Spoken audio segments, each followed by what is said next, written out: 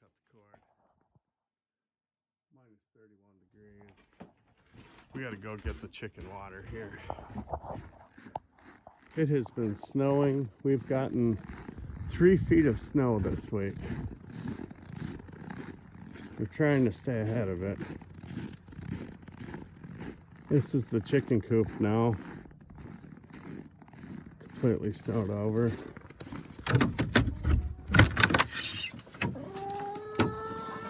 Good morning, ladies.